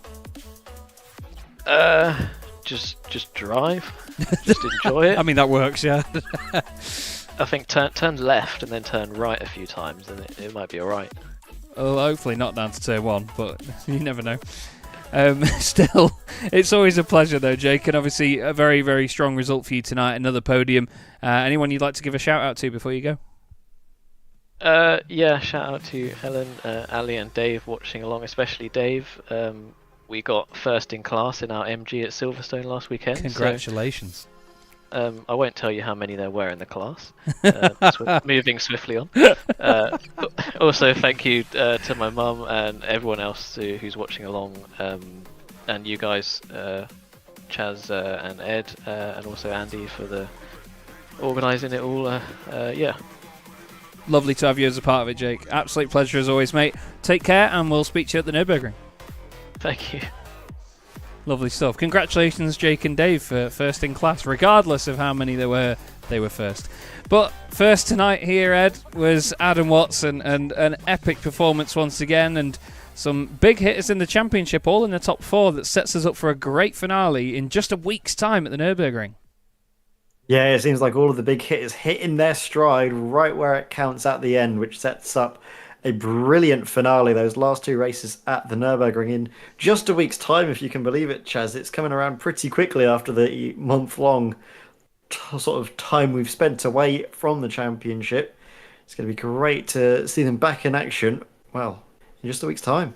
Absolutely. Thanks once again to the championship sponsors, Orris Analytics and Derbyshire Holiday Homes. Thanks to everybody at Sim Racing Magazine as well, all the drivers, teams, organisers, everyone that's involved in all of this. It's been an absolute pleasure. In case you missed the news earlier on, I'll be stepping down from my role as series organiser in SRM after this season, so the next one will be the last one under my watch, let's say, and Ed and I will be bringing you all the action in a week's time from the Nürburgring, where, as we've alluded to, we have a fantastic season finale lined up. Thanks once again, Ed, and everybody that's enjoyed the broadcast. We hope you've all had a great time tonight, and we'll see you soon for the Sim Racing Magazine GT4 Challenge. Have a good one.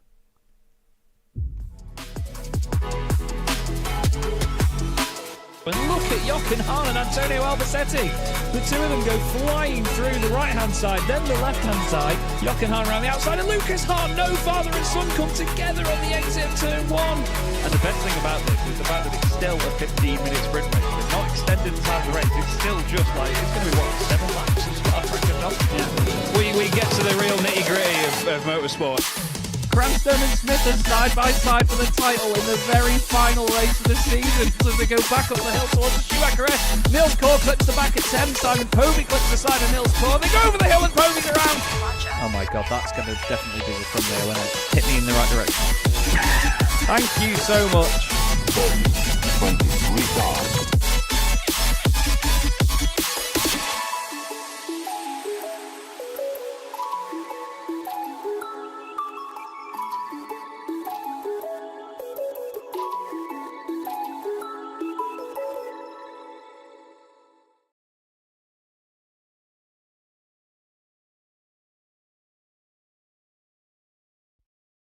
Racing isn't easy, but experiencing it is. iRacing puts you in the driver's seat with the industry's leading sim racing game. Drive on laser scan replicas of the greatest racing circuits from around the world.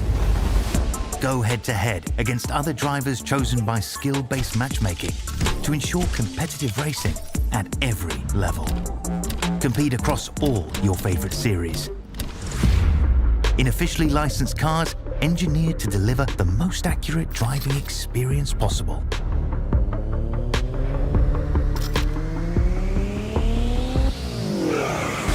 Join a race or host your own with players from across the globe. Race against the computer or in a league with friends. Feel the thrill behind the wheel. Visit iRacing.com.